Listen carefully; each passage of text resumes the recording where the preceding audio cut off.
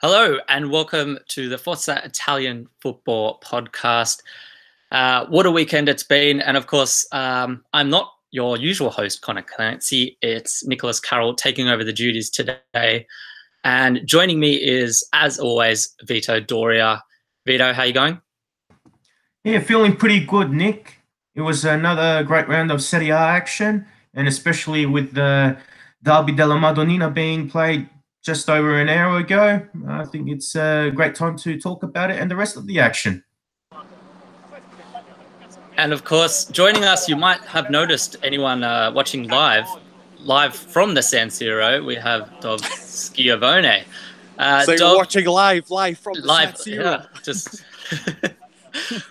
Well, I mean, we might as well start there because, it wouldn't be a Milan derby without the late drama. And Dov, you were there to see it all and capture the atmosphere. So take us through some of the emotions.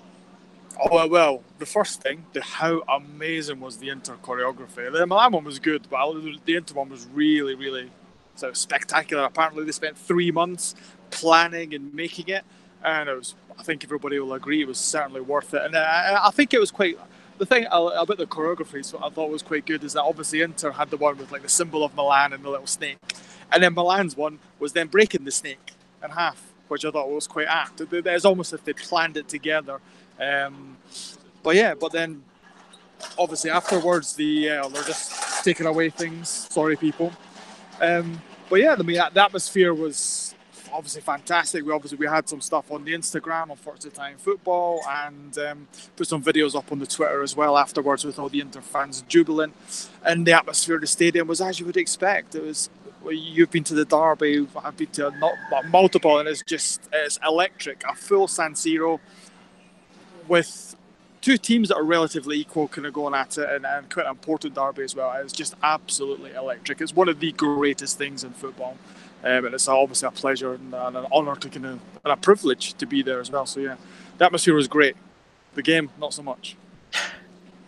Well, I mean, just on that point, I'll go to you, Vito. But it wasn't the highest quality derby, and sometimes we do see that. It was definitely physical, a bit of emotion out there, but very scrappy at times.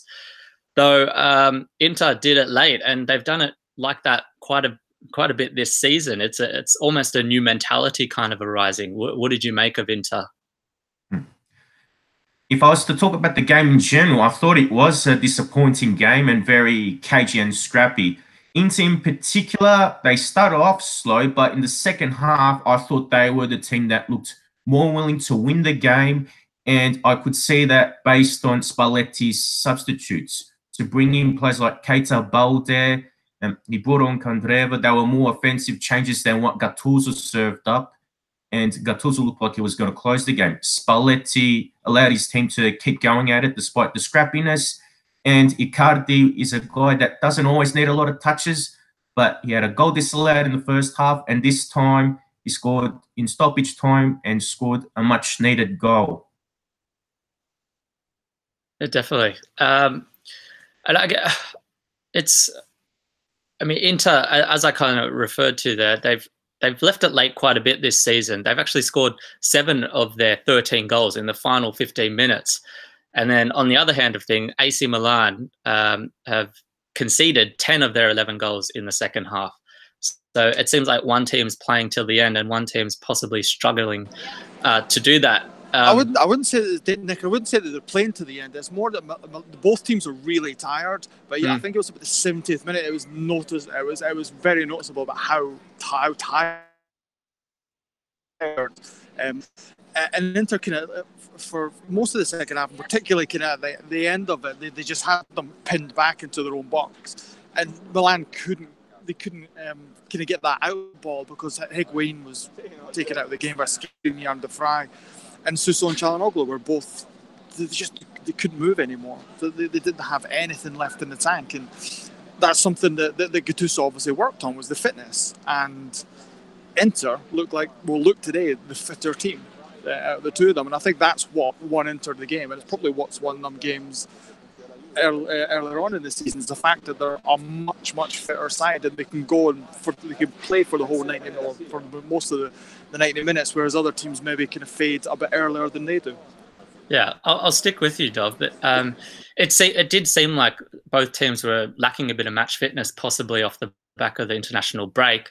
But in general, Inter seemed somewhat of a class above Milan for most of that match. And, you know, just going through the online comments, there's a lot of negative talk about Gattuso and his approach to the match. Do you think it was too negative? Should he have tried to play more, or they just simply didn't have the ability out there? I think his plan was to counter-attack. I think that's what he used. They sat quite deep, and they wanted Suso and Çalhanoğlu to counter-attack him. And I think that the plan is, it's not really something that Milan have done very often this season. It is that counter-attack. It's been they've been a bit more dominant than what they were today. I mean, Inter kind of had, like I say, they had them pinned back for the majority, and Milan they couldn't get out of the edge of their penalty area. So I think maybe you could criticise Gattuso for setting up the team to kind of be so deep. But I get it's like, what do you do? I mean, Suso's not got the pace to be running up and down the wing, or the finish. Çalhanoğlu was the same. He's a bit better, but again, they've not got pacey wingers like Politano or Kitabaldi or Perisic. So I think maybe, yeah, you could say that Gattuso should be looking to utilise his players a bit better and kind of being a bit more kind of strategic with how he wants them to set up. Because I mean, yesterday in the pre-match press conference, he said that Milan were the better team. He says Milan are the better team, but they set up like they were almost the underdogs, which is a bit confusing if you ask me. Yeah, it likened more of a provincial team's approach to the match than a giant football club. Vito, it's 7 games in all competitions, 7 wins in a row for Inter. On the other hand, Milan, 4 wins for the Serie A season, and actually, I believe they actually had more points at this point of the season last time around with under Montella last season. You know, I don't want to start the whole tirade because I was quite vocal with the whole Montella issue when people were calling for him to go out. But obviously, at some point, the pressure's going to be on Gattuso here. The pressure will be on Gattuso, and the performances, of course, they've been a bit patchy as well. And to lose a derby like this will be more disappointing. He needs to turn things around quickly, but having said that, even if his job's at risk, there's a lot of speculation that one of the candidates who has been linked with replacing him at AC Milan, which is Antonio Conte, he could be going to Real Madrid. So it'd be interesting how that pans out.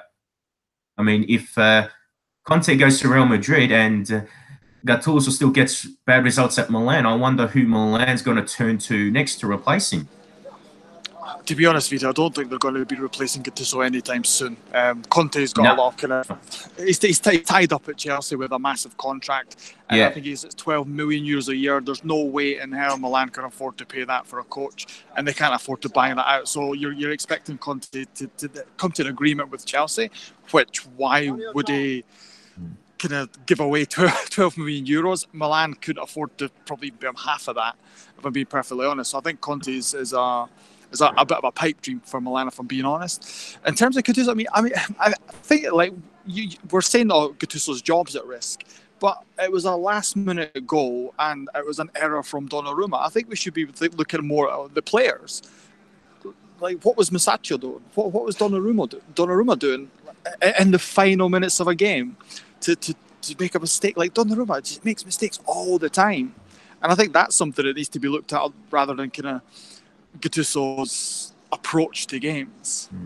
I'm not saying he's totally at fault, Gattuso, and realistically, I don't think it'd be ideal for Milan to go for Conte, regardless of his contractual situation with Chelsea and all the wheelings and dealings with that. But it goes to show that at the moment, even if they don't want to stick with Gattuso, there isn't much available at the moment. So for the time being, they're probably better off keeping him for the next few months or so, or even leaving him there until the remainder of this season.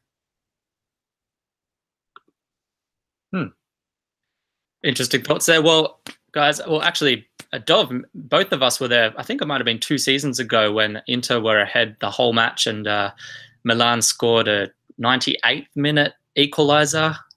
If I'm was that Christian Zapata's I think it was Zapata. So possibly a bit of payback tonight with Inter's late winner.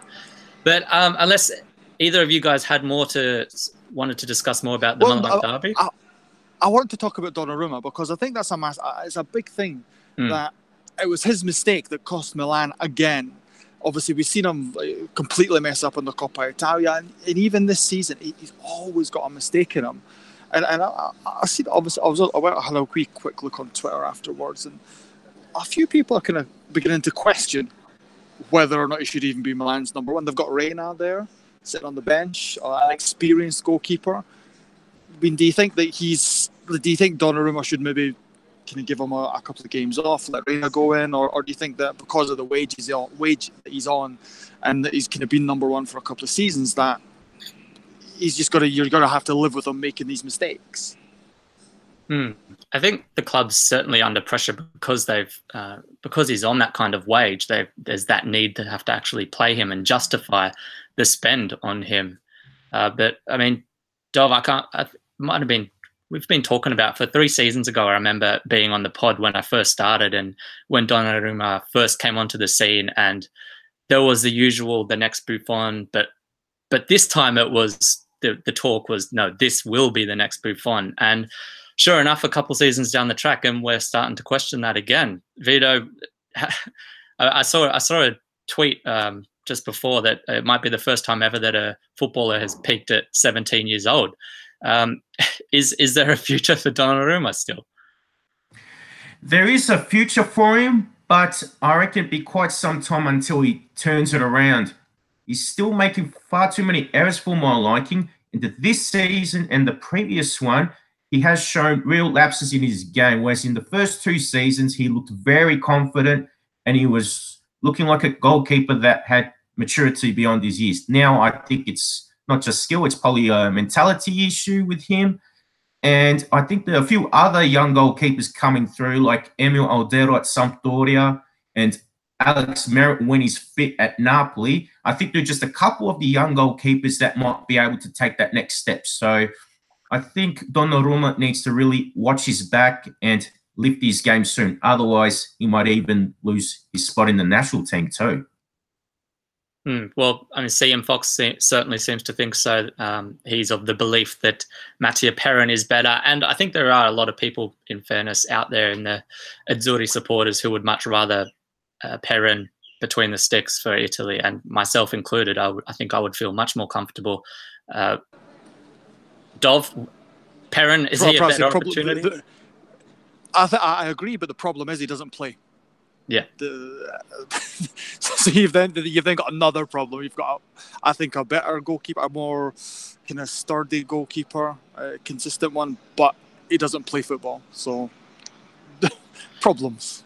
Yeah, problems. But I mean, at least there is talent there. So and in a couple of years, there could be some really good competition to get that goalkeeper spot for Italy. So there are some positives, I think, about it. But certainly Donnarumma is not living up to the expectations, the early expectations that were to fill some massive boots for Italy, and obviously Milan even is not really doing the job. Yeah, we've had some talk out there, some negative comments about Gattuso, obviously questioning his approach to the match, some of his substitutions. I think we've pretty much covered everything about the derby. Anything more, guys? All good? All right, we'll head straight to probably the big shock of actually, there were 2 big shocks. So one of them, Juventus won, Genoa won. Juve's first dropped points for the season. Probably not the match we were expecting it to happen. I know Vito will be absolutely just ecstatic about this result. That Dov, you were actually there in the ground. How did that go down in Turin? Oh, it was almost a kind of after Genoa scored, you kind of thought Juve aren't going to win this, or that they're not going to get another goal. But Juventus dominated. Like, for the whole game, they absolutely, like, Genoa were essentially camped in their own half for the majority of it and really offered absolutely nothing. And then the goal came through just a lack of concentration from Juve. I mean, I think it was a cross or kind of a long ball that looked like it was going to go out for a goal kick, and then just some weird bounce. It's like some crazy backspin, and it bounced and stayed in. And then I think across Kumani or something, he crossed the ball in, and Benatia and Bonucci, both of them just weren't even looking. I don't think they just expected the ball to go out, and Bessa just a free header from like 3 yards out, and it was everybody was shocked, like, what the hell's happened? Because obviously Ronaldo's goal was a bit fortuitous, I think, as well for Juve, but they dominated. They didn't have too many shots. I think they only had 3 shots on target in the entire game, and I think Allegri was a bit silly with his substitutions, because he took Mandzukic off, and kind of the last 20 minutes he had Ronaldo, Bernardeschi, Douglas Costa and Dybala all on the park, and all of them play in the same areas. They play around the box. Ronaldo was supposed to be the centre forward. He's dropping deep to get the ball to try and have 1,000 long shots, and it wasn't happening. And Dybala's the same, and Douglas Costa would kind of be on the left to try and cut inside of Bernardeschi, and they just had nobody in the area. And you kind of, sometimes when you're at games, you get a sense of the crowd of like, oh, something's going to happen, something like there's something coming, and you could just tell that there was nothing happening for Juve. And Allegri afterwards, he said that they basically stopped playing after with half an hour to go. He just said that their heads weren't in the game, and they were obviously probably thinking about the Champions League on Tuesday. But he just said that they kind of thought that they had the 3 points in the bag, even though they were only 1-0 up, and it just shows you how great football is that you can have a team as dominant and as fantastic as Juve are, and just one lapse of concentration, one kind of, let's say, almost not a moment of madness, but just one little kind of thing happens and you drop 2 points. It was an interesting one. The first half was rubbish, though. I have to say that. It was absolute garbage. The second half was a lot better. Yeah, just you mentioned the shot stats there, Dov. There's 21 shots in total and only 3 on target for Juve, which is very rare. They're usually known to be extremely clinical, even if they're not getting that many shots produced. But somewhat of a rarity. Vito, I'll throw it over to you. Quickly, CM Fox at his best again. I told you all, Genoa are coming for the title this year. Vito, your response? The comedy festivals. I think they finished for the year, but the Melbourne Comedy Festival's on in March next year, so a few months ahead. Nah, I just can't believe it. Juventus, they had to drop points eventually, but out of all the people you could drop points to, where's the logic in this? But with all seriousness, I think it was just a bit unfortunate that Ronaldo had those chances to score. He scored 1, but he could have scored more, but could have, would have, doesn't win games, obviously. And Dybala wasted a couple at the end. So the chances were there for Juve to smash Genoa, but unfortunately it was one of those days where Genoa somehow managed to get the point, and they did it without Piontek even scoring. Szczesny made a good save from him, and that was probably about it. And then Bessa, ex-Inter youth player, scored with a nice bullet of a header. And another Inter youth player, Radu, had a good game in the Genoa goal. So the interconnection at Genoa, something. Who would have thought? Dov, I'll leave the final thoughts in Turin with you. But, I mean, it is 2 points dropped. However, still 4 points ahead of Napoli. And, I mean, I'm sure no one's really too concerned, even in the Juve camp. No, they're still going to win the league. It doesn't matter. They can drop as many points as they want. The other teams will drop more. And I think that's basically the long and the short of it. They're just so much. I think we've said it on every podcast, and people complain about it, that we don't talk about Juve. But what really is there to talk about? They're the best team by a country mile, and nobody can come close to them. In Italy anyway. So you're kind of trying to talk about little things where nitpicking, like maybe a decision here, like an Allegri substitution or something like that, whereas he's not going to make that many mistakes throughout the season. Juve won't make that many mistakes throughout the season. So, yeah, they're still going to win the league. They're still better than everybody else. They were better than Genoa, and they got a bit unlucky, if you like, with conceding that goal. Quick question for you, Dov, before you do leave. In the comments, there's a question for you. Do you think Crescito is underrated? I like Crescito, I'll be honest with you. Obviously, he's getting on a wee bit now. He's over 30, but I think he's a good wee player. I liked him I remember watching when he first came through at Genoa, and I thought he's a player who would go on to kind of play for one of the Milan teams or Juve, because I didn't think he's really that good. But obviously, he went for some cash money in Russia, and now he's came back to his boyhood club, and he's the captain and kind of leader for them. So yeah, I like him. I think he's good. All right. Well, I think you're going to head back in, Dov. You've got some duties to attend to. So thanks for joining us again live from the San Siro. Much appreciated.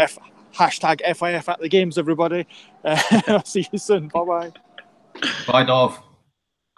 All right. And Vito and I continue on with another shock, really, for this weekend. It was quite a big weekend, the derby, and then some results which we thought were pretty some games which are straightforward rather, but the results didn't quite go to plan.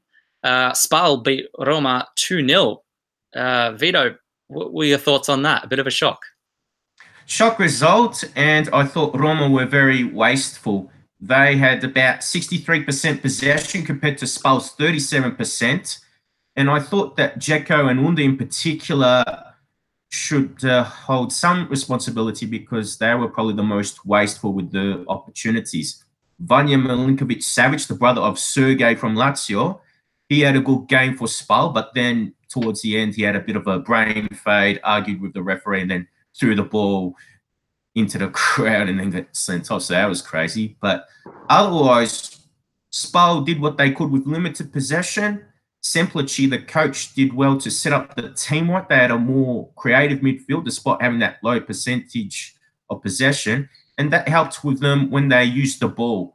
Whenever they had the ball, they used it very well, moved the ball quickly, and they got some decent skills on the ball. So although they've got players with, limited reputations or low reputations, they're a real drilled side, and they've got a lot of underrated players. So I think we can say that Roma played bad because they do waste games like this and stuff up like this quite a fair bit. But I think Spal deserve credit for earning the 3 points on the road. Definitely. We'll stick with Spal before we go too in depth with Roma, because they had I think it was 4 losses in a row before this match, prior to the international break, and it seemed like they were really unlucky not to get the results. They were often playing well, but they just weren't quite getting there. And I think I spoke about it on the last podcast, and you almost felt like the result was coming. Possibly didn't expect it to be against Roma, but with respect to that, you were kind of waiting for them to put it together and get the result. And I think before this match, there were a lot of positive signs, the way they're playing, which you've spoken about. But certainly their ability to get a win like this, it's a huge confidence booster for their potential in Serie A this season. Oh, totally. I do think that with Spal, one of the main strong points are the wing-back positions, and Manuel Lazzari is a superb player. I reckon by the end of this season, he'll be sold for good money, despite being loyal to Spal for so many years. And I thought the other wing-back, Filippo Costa, who's surprisingly a Chievo Youth Academy product, and they love their oldies down at Chievo. So for him to be shipped off to another club and come good, I think, sometimes it's ideal to give the young ones the chance. And Costa was very energetic down that left side for the Spalini. So I think they'll be doing well as the season progresses. They're capable of surviving relegation, but as I've reiterated on previous podcasts, they just need more goals, and they need strikers who can hit double figures this season. Andrea Petagna scored from the penalty spot, but he's got 3 goals this season, and I felt he could have scored maybe 2 more in this game. So hopefully he can get his shooting boots on and help Spal avoid safety, because I think they're a nice little side, one of those provincial teams, but they're good on the eye. They just need to be far more prolific with their finishing, and I think they're capable of providing more shocks like this. Yeah, definitely. You mentioned Lazzari there, and I'm not sure if we've spoken about him much this season, but I think he's been arguably one of, if not the most consistent midfielder on the right in Serie A this season. It's every match he's creating opportunities, and he just seems to find so much space himself. And he's just been one of the most impressive players for me this season. So I've got huge raps on the way he's been playing, and it's good to see them get such a big win. But we'll go to Roma. Obviously, they were kind of the flip side of Spal, that they were on a winning streak of 4 matches and then went into this expecting to get the win and didn't go to plan. It's almost that typical old school Roma where they go to a match, they dominate a lot of the possession, they get a lot of shots, but don't quite get the result. Is there cause for concern, Vito? I think FIF actually had a video a few days ago about Roma, and there was a lot of positives being spoken about. Probably timing wasn't great given the loss now, but is it possibly a one-off after the break, or is there concerns in the way the result panned out? Perhaps there aren't general concerns as yet, and there were concerns before the streak. But from what I saw of this game, I really have to question the form of Edin Dzeko. Statistically, he has been fantastic for Roma, and I saw on the Twitter account that he's now joined the list of top 10 all-time goal scorers in all competitions. So that's pretty impressive. Having said that, Dzeko, when he has a bad day, is terrible. He's either lacking mobility or he just wastes so many chances. So when he has a bad game, I sometimes wonder if Di Francesco has enough courage to put on Patrick Schick or put on another attacking option to really shake things up.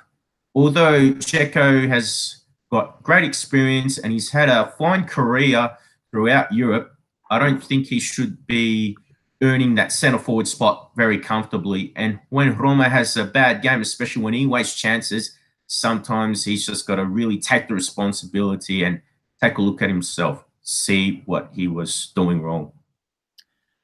Yeah, for sure. It's an odd one. I guess you could use the excuse of Daniele De Rossi not playing, Kolarov also out, but really, I don't think Roma fans will be will take any comfort in that. And it possibly goes to something we've spoken about this season already.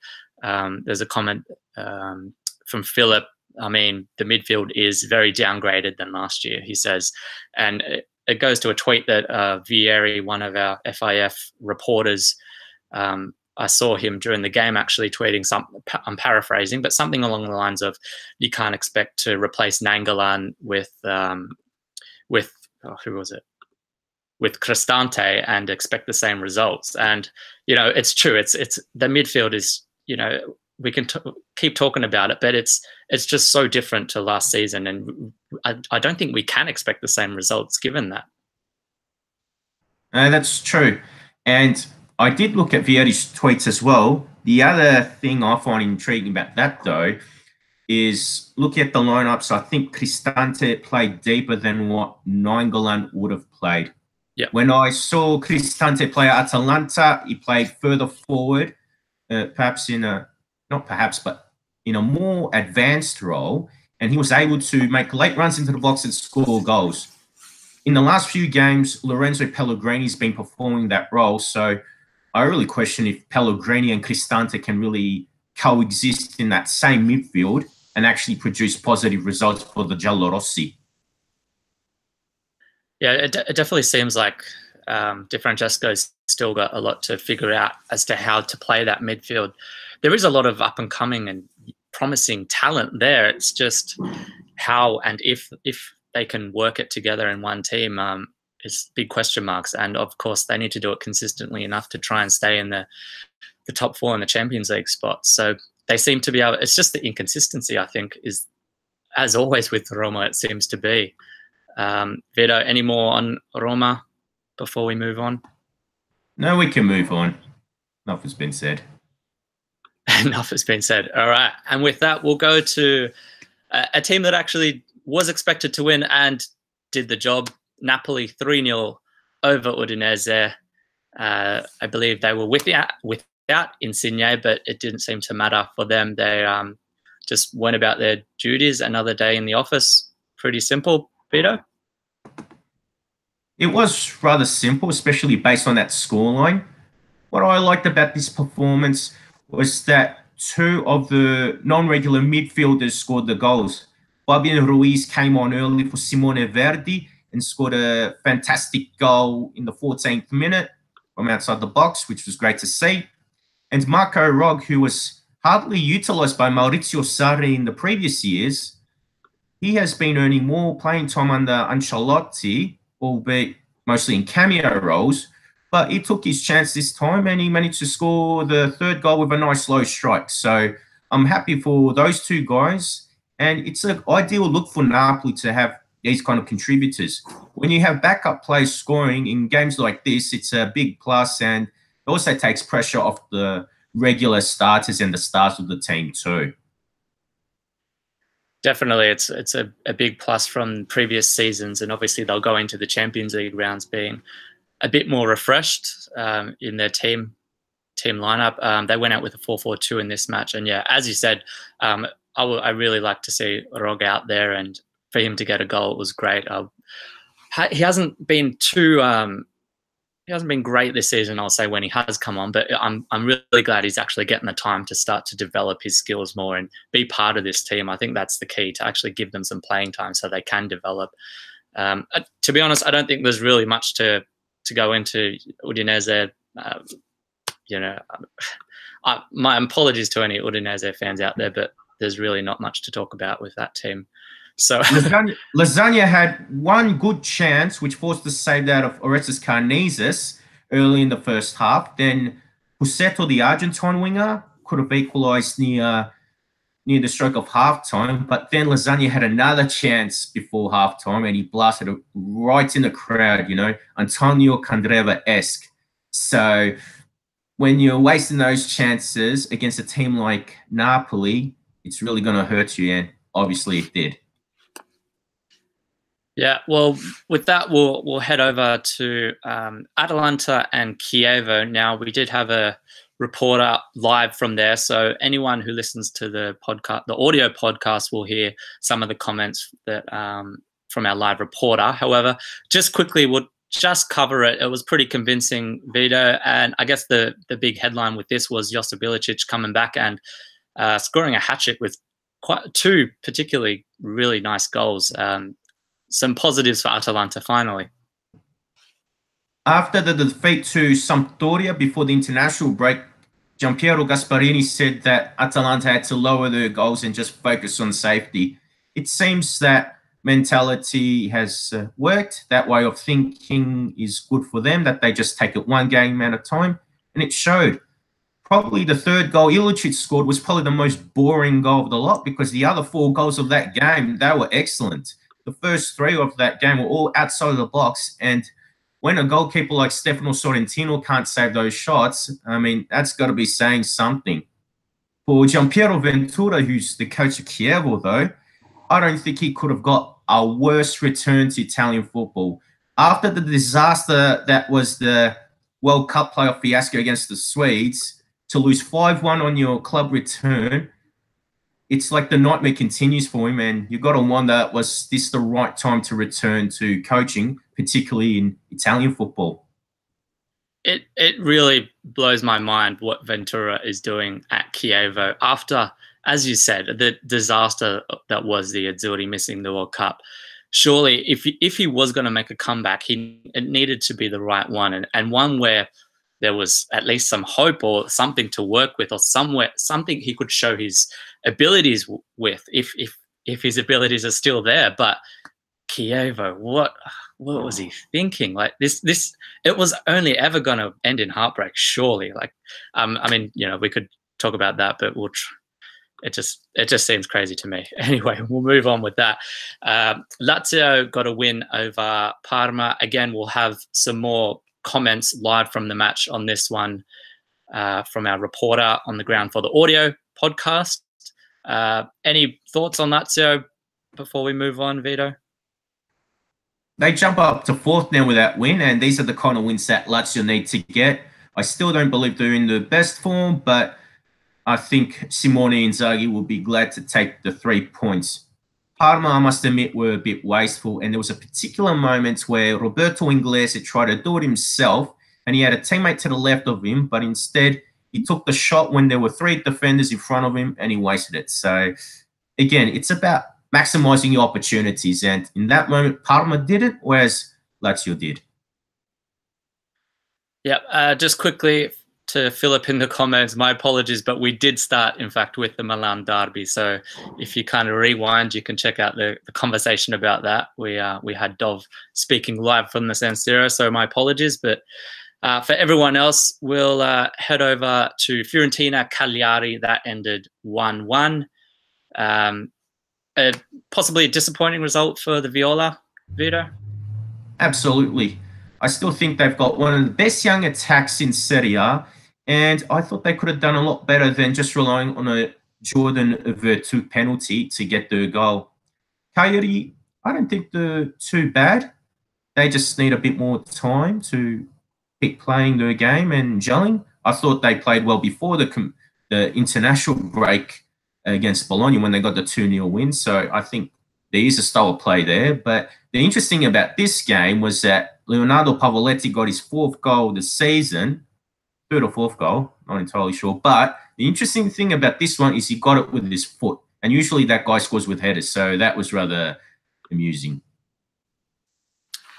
And we'll go to the other match, was Bologna against Torino, which ended 2-2 after Torino were 2-0 up. A great goal by Iago Felke, actually, too. And then Bologna came back again, grabbed a draw. Vito, it seems like just not too long ago we were pretty much had given up on Bologna and thought Inzaghi would be out the door. Is there actually hope for them? Is he actually starting to get some positive results here? It seems to be that way, and I think a lot of it is the midfield setup. Before, his 3-5-2 formation looked like an 8-0-2 because there were defenders and hard workers. Now there's probably a bit more creativity there, and I think it's starting to pay off. Torino were winning 2-0 in this game, and then there was Federico Santander who pulled it back to 2-1, the guy that Conor calls the useless lump. So 3rd goal in the season, not doing too bad for a tree trunk striker. Maybe he keeps it up, we'll see. And the equaliser for 2-2 was the one that probably made me happy because it was Riccardo Orsolini who provided the assist, and he started the game. He's a promising young talent, so I'm glad that he's getting some proper chances.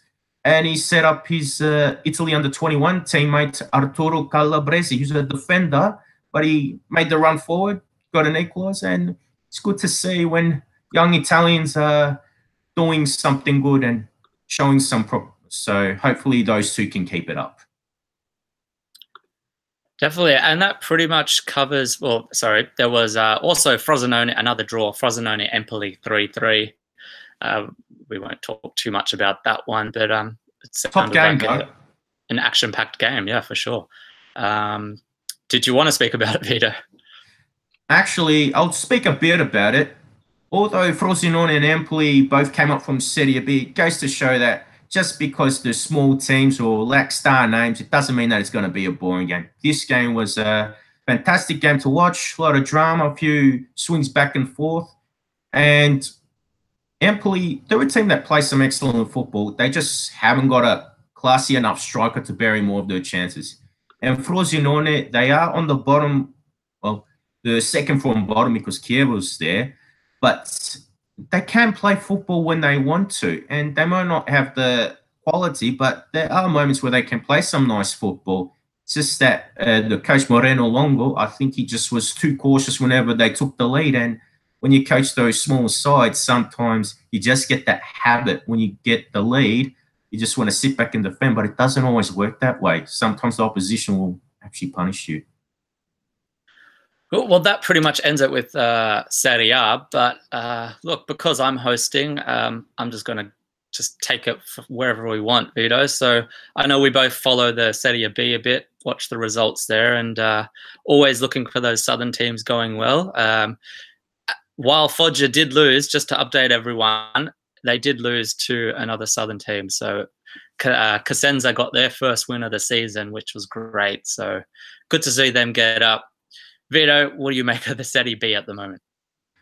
Well, it's good that we've managed to cover it for the first time this season, because we do give a little bit of a wrap here and there.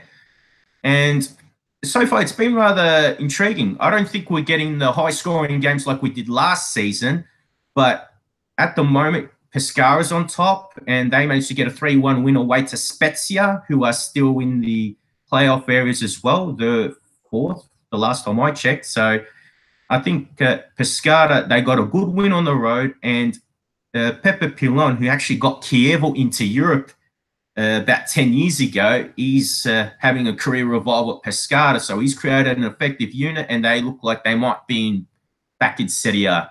Palermo, they got a 2-1 win away to Lecce. So again, southern representation, and you know they look like they're in the fight to get back up. And yeah, one of the northerners. Well, actually, there was a Veneto derby. So Venezia won, Hellas Verona won. Venezia got Walter Zenga as a coach now, so he's doing the merry-go-round. And Hellas Verona, they got Fabio Grosso there. So Hellas Verona look like they could be back in Serie A too, but the draw, probably not the best thing for them. Other than that, yeah, I think if you're Calabrese, I think the Cosenza win's a big plus, and Crotone beating Padova 2-1 is good, so they should be able to climb up the table. One more thing before we finish up on Serie B is that Foggia did lose, but they've got 4 wins and 4 losses, and they had that points penalty. I think if they can be more consistent and get more wins and obviously lose less, I think they can climb up the table, because they are an action-packed team, scoring plenty of goals, but they just got to tighten up that defense. And I'd be surprised if they got relegated, to be honest. Yeah, definitely. I think they're showing more than enough promise in their matches. They look a quality team for Serie B, and I think they'll be not only safe, but I think by the end of the season they can be very easily pushing up in those playoff positions. Again, Serie B seems to be throwing up such a close competition. We're still early days, obviously 8 matches in, but from second to 11th, separated by 4 points. So 2 wins in a row in that mid-table, and you're right up into the automatic playoff positions almost. So it's a close league. If anyone isn't too familiar with it, I thoroughly suggest tuning in. There are some quite exciting matches, possibly not as many goals as last season, as Vito said, but some good competition anyway. And with that, Vito, I think we've managed to somehow get through this after Conor pulled out late with his connection issues over in Italy. So hopefully we've done an okay job. My appreciation to you, Vito, for with your knowledge, it's always very easy to get through these things. So if you want to hear more of Vito's knowledge and intellect on the game, which is second to none, Vito, where can they find you? Well, of course, they can read more of my stuff on the Forza Italian football website, and they can follow me on Twitter at Vito C. Doria, and there's also my Facebook page, which is just Vito Doria. So there you go. Thank you, Vito. And you can find me on Twitter at Nick Z. Carroll.